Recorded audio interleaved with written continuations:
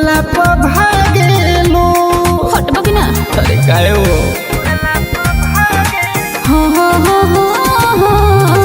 जिया छछा नवेलू मन लाला चावेलू छुअला प भागेलू। अरे दूर हटो। करतारू मना लेके बयाना दिल धड़कावेलू। अच्छा खुश कई दे हम आज भर रात भर में। भोला जइबो तो भोला जइबो हो पटन के गोला घर में। तो भोला जइबो हो पटन के गोला घर में। ऐसन का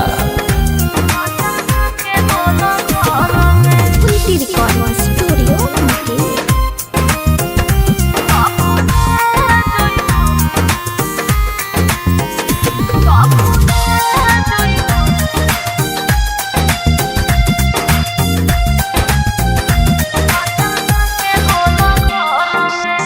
खेलल खिलाड़ी हई हम बचपन के ऐसे न सीना देखाव छरपन के।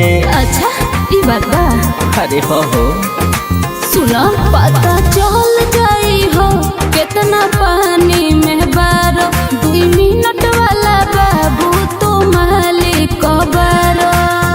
आव बुता दिया गे जरता भीतर में। भोला जइबो तो भोला जइबो हो पटन के गोला घर में। ऐसे हो तो भोला जइबो हो पटन के गोला घर में। सच पटन के गोला घर में।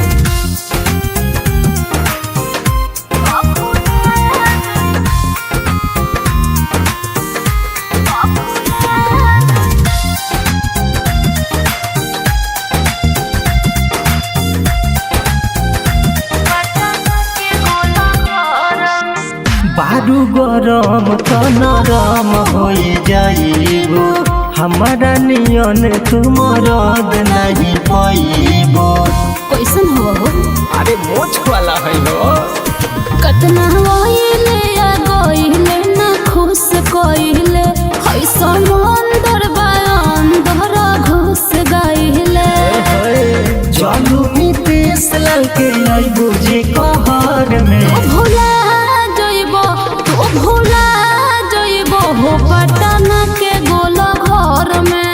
अरे डूबे नानू तो भोला जइबो हो पटन के गोला घर में। डूब जइबो। अरे डुबकी मार के निकल जाए।